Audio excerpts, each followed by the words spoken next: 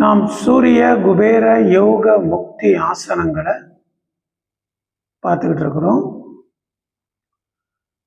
சூரியன் என்னும் ஆண் தன்மையும் சுக்கிரன் என்னும் பெண் தன்மையும் ஒன்று இணைவதில் ஏற்படக்கூடிய உறவு சிக்கலை தவிர்த்து சிவசக்தி கலப்பிற்கு உண்டான கலவியல் யோக ஆசனங்களை நம்ம தொடர்ந்து பார்த்துக்கிட்டு இருக்கிறோம். இன்னைக்கு நம்ம பார்க்கக்கூடிய சூட்சமம் என்ன அப்படின்னா, நம்முடைய கலவியல் யோகம் அப்படிங்கிறது ஐம்பொறிகளில் ஒரு பொறியின் இன்பம். இப்ப நாம சரீரத்துல இன்பத்தை அனுபவிக்கணும் அப்படின்னா ஐம்பொறிகள் மூலமா தான் முடியும். அதாவது கண், காது, மூக்கு, நா, அப்புறம் ஜனனம்.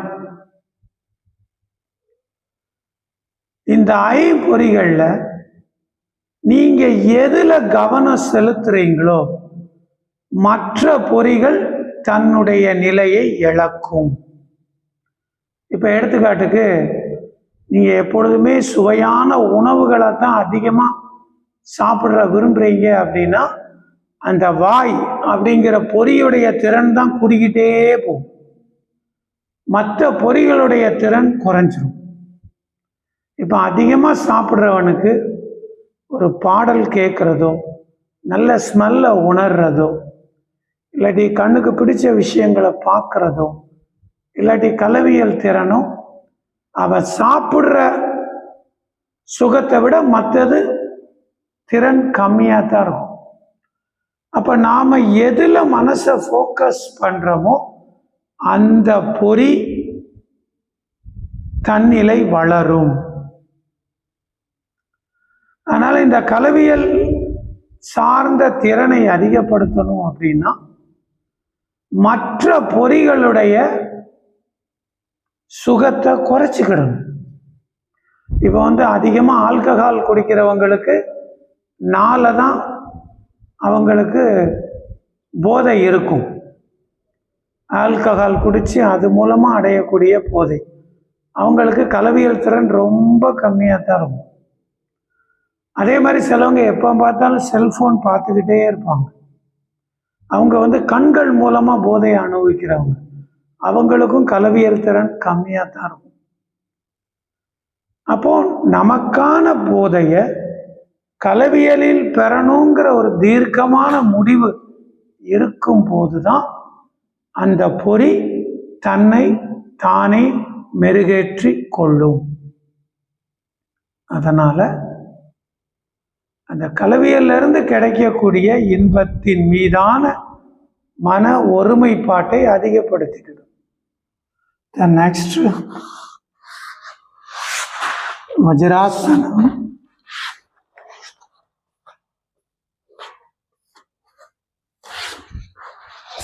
வஜ்ராசனம் போட்டுக்கோங்க.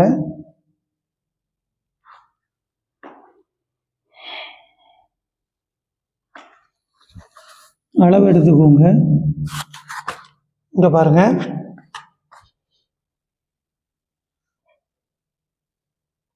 நல்லா பாருங்க. இந்த வஜ்ராசனத்துல முட்டை மட்டும் நல்லா அப்படியே விரிக்கணும்.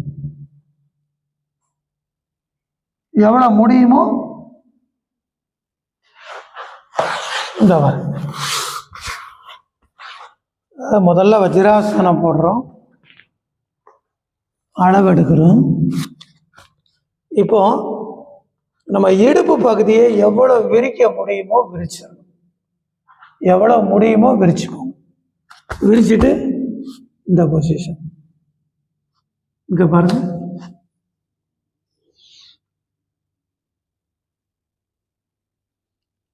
இங்க பாருங்க. breathe out, breathe in, breathe out, breathe in, breathe out, breathe in, breathe out, breathe in, breathe out. breathe out பண்ணும்போது இப்படி வரணும். breathe in வரும்போது எவ்வளவு முடியுமோ இடுப்பு பகுதியை வளைச்சு மேலே போகும். புரியுதா? புரியுதா? ஆன்சர் பண்ணுங்க. ஈஸி. நல்லது, மகிழ்ச்சி. ரெடி. இதை பிராணம், அதாவது மந்திரத்தின் மூலமாக தான் ஃபாலோ பண்ணணும்.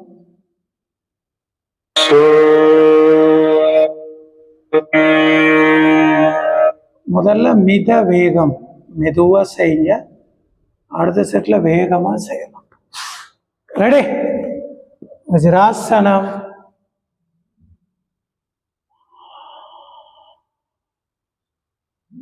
அளவு எடுத்துக்கோங்க.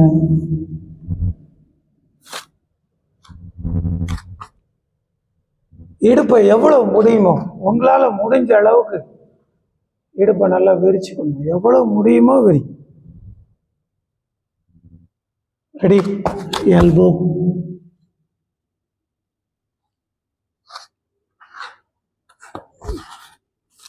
ஸ்டடி.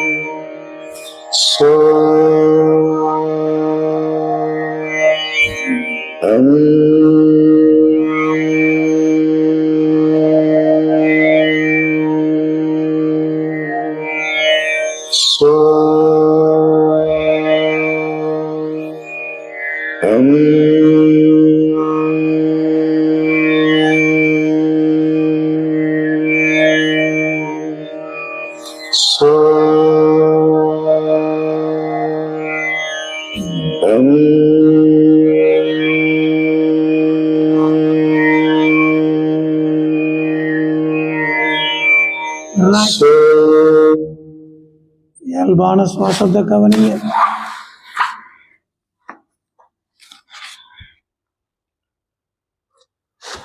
இயல்பான சுவாசம்.